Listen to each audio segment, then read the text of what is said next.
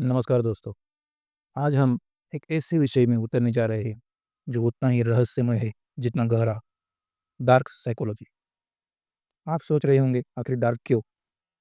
क्योंकि यह इंसान के उस हिस्से की बात करता है जो सामने नहीं दिखता, लेकिन सब कुछ नियंत्रित करता है। डार्क साइकोलॉजी सिर्फ मनोविज्ञान नहीं है।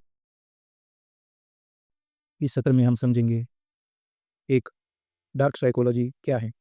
दो, डार्क ट्रायड के तीन चेहरे। तीन, मनोवैज्ञानिक नियंत्रण के तरीके। चार, और सबसे महत्वपूर्ण, इससे कैसे बचा जाए। भाग एक, डार्क साइकोलॉजी की नींव। किसी को मनोवैज्ञानिक रूप से प्रभावित करने का मतलब सिर्फ शब्दों से खेलना नहीं होता, बल्कि दिमाग की कमजोरियों को पहचानना होता है।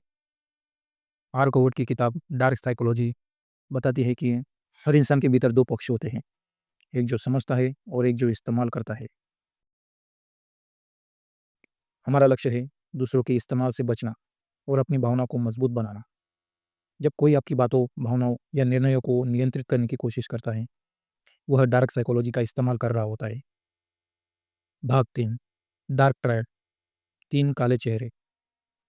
अब आते हैं डार्क ट्रायड, जो डार्क साइकोलॉजी की जड़ है। एक, नार्सिसिस्ट। ये वो लोग हैं जो खुद को केंद्र मानते हैं, दूसरों की तारीफ सिर्फ उपयोग के लिए करते हैं। टिप: हर मीठी बात के पीछे मकसद खोजिए। दो, मैकियावेलियन। या रणनीतिक चालबाज होते हैं, बातों में सच्चाई कम, इरादा ज़्यादा।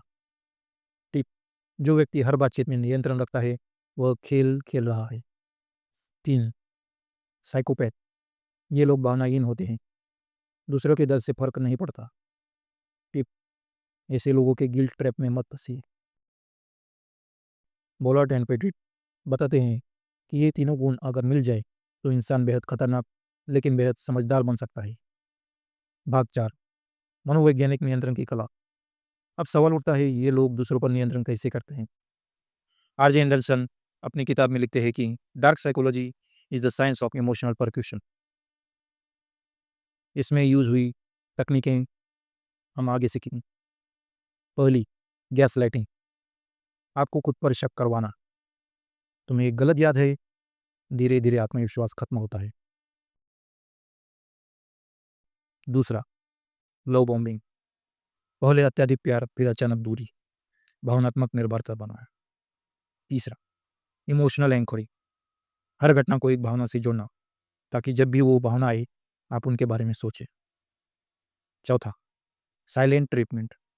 जानबूझकर दूरी बनाना ताकि आप अपराध बोध महसूस करें। वेल्स के अनुसार ये तकनीकें अक्सर ट्रॉमा और शक्ति के दुरुपयोग से जुड़ी होती हैं। जो उन्हें समझ लेता है वो मानसिक रूप से मजबूत होता है। भाग पाँच, सुरक्षा और आत्म जागरूकता। अब सबसे महत्वपूर्ण हिस्सा है, कैसे बचे। एक, सेल्फ अवेयरनेस, आत्म जागरूकता। हर स्थिति में खुद से पूछिए, मैं अब भी क्या महसूस कर रहा हूँ और क्यों। जवाब अंदर से मिलेगा। दो, बाउंड्रीज, सीमाएं बनाना। हर रिश्ता स्वस्थ तभी होता है जब उसमें सीमाएं हो। ना कहना एक कला है और यही आपकी ढाल है। तीन, एम्पैथी रिवर्सल, संतुलन। दूसरों की भावनाएं समझे पर अपने निर्णय में भावनाओं को नियंत्रित रखिए। चार, कॉग्निटिव शील्ड, विचार ढाल। हर जानकारी पर सवाल उठाइए, क्योंकि सवाल करने वाला व्यक्ति कभी नियंत्रित नहीं होता। भाग 6, निष्कर्ष, ज्ञान ही शक्ति है। डार्क साइकोलॉजी हमें सिखाती है कि मनुष्य का दिमाग एक युद्ध भूमि है, जहाँ या तो आप नियंत्रित होंगे या आप नियंत्रण में रहेंगे। पर याद रखिए, अंधकार को समझना उसे अपनाना नहीं है, सच्ची शक्ति है खुद पर नियंत्रण रखना। दोस्तों, अगर आपने आज कुछ सीखा तो बस यही, अपने मन को समझाइए और किसी को भी अपने विचारों का मालिक मत बनने दीजिए। जिसने अपने विचारों को पहचान लिया उसने दुनिया को जीत लिया। जहाँ या तो आप नियंत्रित होंगे या आप नियंत्रण में रहेंगे। पर याद रखिए, अंधकार को समझना उसे अपनाना नहीं है, सच्ची शक्ति है खुद पर नियंत्रण रखना। दोस्तों, अगर आपने आज कुछ सीखा तो बस यही, अपने मन को समझाइए और किसी को भी अपने विचारों का मालिक मत बनने दीजिए। जिसने अपने विचारों को पहचान लिया, उसने दुनिया को जीत लिया।